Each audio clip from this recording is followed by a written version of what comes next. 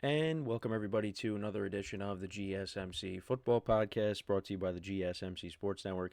As always, I'm your host, Kenneth Grunfelder, and it's great to have you guys here on this Monday, February 10th. We have a lot to cover on the show today. Before I get into all that, I just want to remind you guys, as always, to tip or donate, get your comments recognized. Make sure to hit that super chat button in the chat if you want to see me acknowledge any thought or comment you may have throughout the live broadcast. Makes the show more lively, more entertaining between myself, the host, and you guys, the viewers. We appreciate you guys' viewership each and every day, so any contribution you can make to the show means the world to us as we put out content for you guys each and every day. And also, the other way to help out the show is by going to the link at the bottom of the show segment on the ticker, GSMCPodcast.net.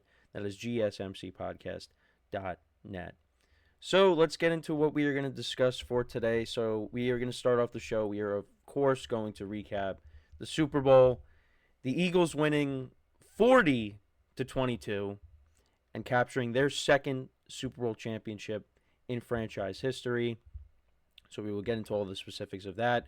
We will talk about Jalen Hurts in the second part of the show winning Super Bowl MVP. We'll talk about where the Chiefs go from here. We'll get into talking about who are the favorites to go to the Super Bowl next year, the Super Bowl odds for the 2025-2026 season, and then just my final thoughts on this season as a whole, as the NFL season has now come to a close. And we'll just get into, kind of an overview of the season, some of the best moments, things like that. So let's dive into the Super Bowl, shall we?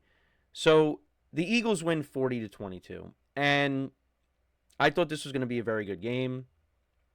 Going in, I said how, the Eagles may have more talent here, but I thought the Chiefs were destined for the three-peat.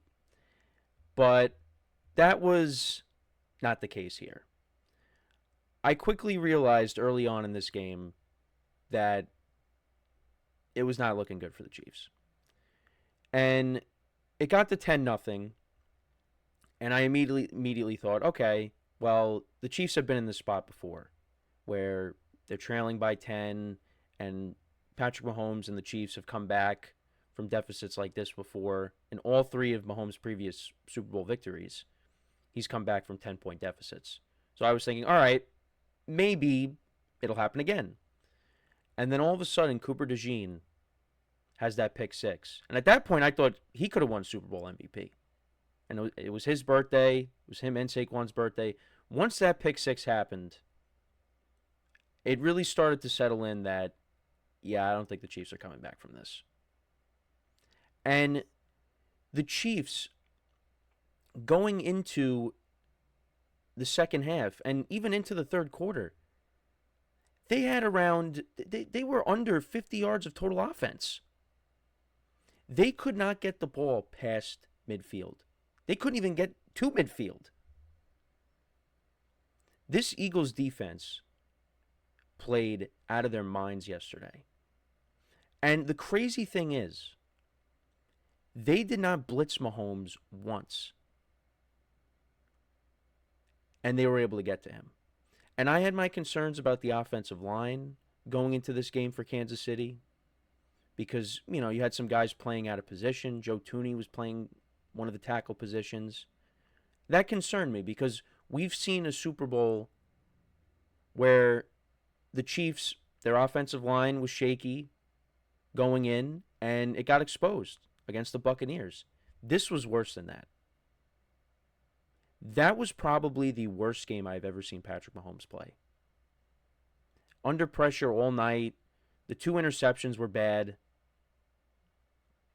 You thought maybe they were getting the ball at coming out of the second half. You thought, they get the ball after the pick six. Maybe you can go down the field and get some points and then come out in the second half and, do a double dip. And then all of a sudden you're kind of back. You're back in this game. But that did not happen because then Mahomes threw another pick, and that led to an A.J. Brown touchdown. And it was 24-0 at the half. And I never thought they were going to come back. And early on, Mahomes was missing throws. Kelsey, I thought, dropped the pass. But, Mahomes didn't throw it great there. There was another one where he just threw it at Kelsey's feet. And then also DeAndre Hopkins is wide open, and he drops it. So not only do I think the better team won in this spot, I just think the more prepared team won in this spot too. I think the Chiefs came out flat. But also, you really take a look at these rosters, and we did do that last week. But the Eagles just have better players. I mean, offensively, you compare Mahomes' supporting cast to Jalen Hurts' supporting cast. I mean, the Eagles blow the Chiefs out of the water there. The Chiefs couldn't run the ball last night either, which I didn't really talk about last week, but I had a feeling that it was going to be a problem running the ball in this game. The Chiefs are going to have to win it. I mean, of course, they were going to be throwing it more, but I thought that the running game was going to struggle. Kareem Hunt was solid for them since he came back, played well for them, but Isaiah Pacheco has not been the same player coming back from his injury, and you're going up against this Eagles defense. I knew that running the ball was going to be a problem there. And the only thing that the Chiefs really did well last night was stop Saquon Barkley. Saquon was really a non-factor in this game. You know, there's a couple times where it looked like he was going to break one, but it didn't happen.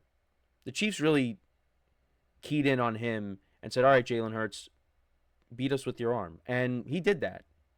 He did that. And the Eagles, they didn't play conservative at certain points. Even when they were up big, you know, that touchdown to Devontae Smith, they went for the Chiefs' throat.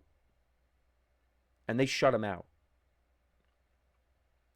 And I know the Chiefs, you know, they scored, you know, a couple of touchdowns at the end to, you know, kind of narrow the gap a little bit. But the score was worse than what it ended up being. You know, those two Xavier Worthy touchdowns, it's empty calories. Now, I thought, you know, they were great plays. You know, I mean, Worthy on the second touchdown, he basically just runs past the Eagles secondary. That was a great play by him.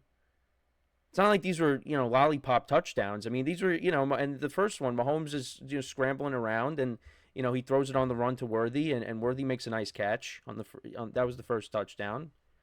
So, I mean, it's not like they were layups, but it was too little too late.